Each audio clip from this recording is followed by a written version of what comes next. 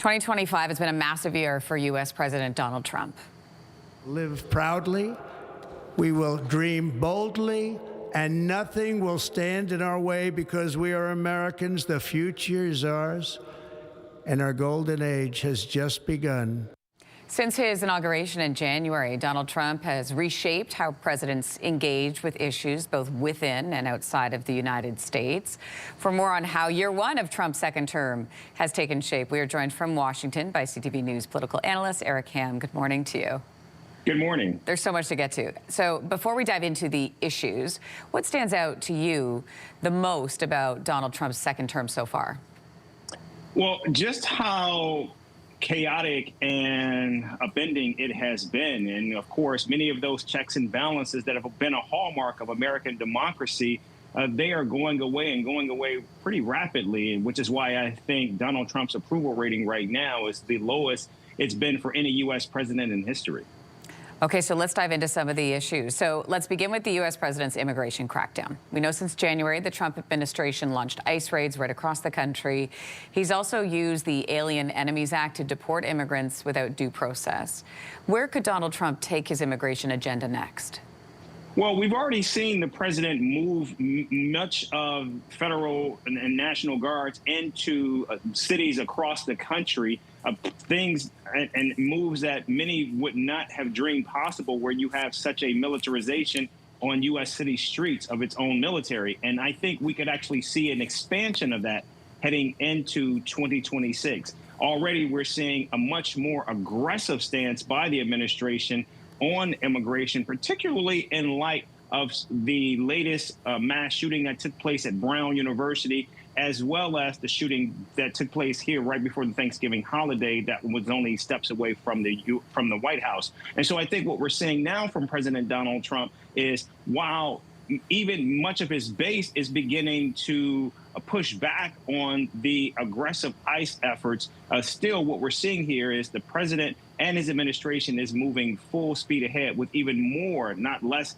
detentions. In fact, Stephen Miller, the deputy White House chief of staff, says that they need to be pushing those deportations to more than 3,000 a day. And right now, we know that they're struggling with actually doing 1,000 deportations a day. So we'll be watching that, and we continue to.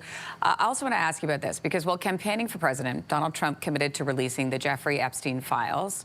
In 2025, this year, Donald Trump went from calling the Epstein files a Democratic, quote, hoax, to signing a bill forcing the release of the files into law. And just this morning, more files have been released that include how many times Donald Trump was listed as a passenger on Epstein's private jet. That was between 93 and 96. How damaging has the Epstein controversy been to the U.S. president? Yeah, and even with the president signing that law, we know that he actually had to get there kicking and screaming. It was actually a rare rebuke by congressional lawmakers, Republican lawmakers in both the House and Senate, that actually decided to move forward with passing this legislation, even after Donald Trump made clear that he did not support it. And so this is going to be an issue that is going to continue to dog this administration into 2026. And you're right, now that we're getting even more of those explosive documents, which shows how close Donald Trump was, in fact, linked to Jeffrey Epstein, I think it's going to become an issue where the president simply can no longer hide the relationship that he had with Epstein, particularly now that we're seeing many of those young victims who were also involved with President Trump as well as Jeffrey Epstein are now also speaking out. Let's move on to war and peace. Another promise Donald Trump made on the campaign trail was to end the Russia-Ukraine war in, quote, 24 hours. In February, tension between Donald Trump and Ukrainian President Volodymyr Zelensky exploded. I mean, who can forget this moment? Let's watch. You're gambling with the lives of millions of people. You're gambling with World War III. You're gambling with World War III. And what you're doing is very disrespectful to the country. It really was a remarkable moment. Then fast forward to August, where President Trump's Alaska summit with Russian President Vladimir Putin ended with no real progress toward ending the war. And then heading into the new year, has Trump, in your opinion, brought Ukraine and Russia any closer to peace?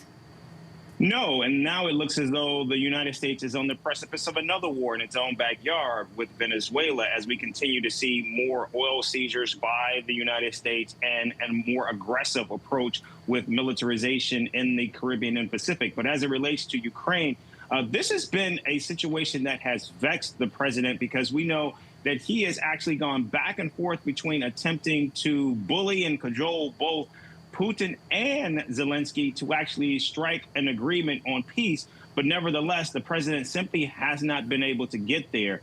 And right now, many believe that it is Vladimir Putin, not Donald Trump, that's actually buying for time as he wants to continue this war. And even President Donald Trump's own White House chief of staff, Susie Wiles, has stated that Donald Trump himself believes that Vladimir Putin actually wants a full takeover of Ukraine. And even with that in mind, what we're seeing is a lot of the talking points from the United States, even from the White House, seems as though they're coming directly from the Kremlin itself.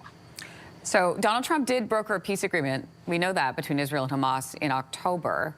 At the same time, you mentioned this, the tension with Venezuela this year. I mean, it's escalated. What stands out to you on how he has been positioning himself on the world stage? You know, it's interesting because, quite frankly, that simply is not an America first or a MAGA mantra or ideology to engage in foreign policy or in international affairs. In fact, we know that one of Donald Trump's most loyal foot soldiers, Congresswoman Marjorie Taylor Greene, who's actually leaving Congress at the beginning of 2026, one of the reasons she stated for her displeasure in this break is because of Donald Trump's continued action on the world stage. And of course, Donald Trump has aggressively courted that Nobel Peace Prize, which is why we see him continuing to promote this narrative that he's ended eight wars across the world in just 8 or 9 months. As the U.S. is about to enter the midterm election year, you mentioned this about polling showing his approval is declining. About 43% of Americans approve of Trump's presidency. You can see that there. So where does that leave Republicans' chances of holding on to the House and the Senate? Well, if you speak directly to Republicans in both the House and Senate, many of them do not believe that they have a really good chance of actually keeping either chamber, which is why we're seeing so many departures from Congress already. In fact, we know just last week, we know another supporter of Donald Trump's, Elise Stefanik, who was going to be running for governor of New York, announced that she will be leaving Congress at the end of her term, as well as Senator Cynthia Lummis. So we're seeing a record number of people who are walking away from Congress right now. And of course, that has not even begun to take into account the issue of health care, which is becoming a massive, massive problem for Republicans, as 25 million people are expected to lose their health care at the beginning of the year. So much to talk about. I'm glad we fit it in. Eric Hebb, thanks so much. Appreciate it. You bet. Thank you. If you like that video, make sure to subscribe to the Your Morning YouTube feed, where you can find all kinds of new content posted every weekday morning.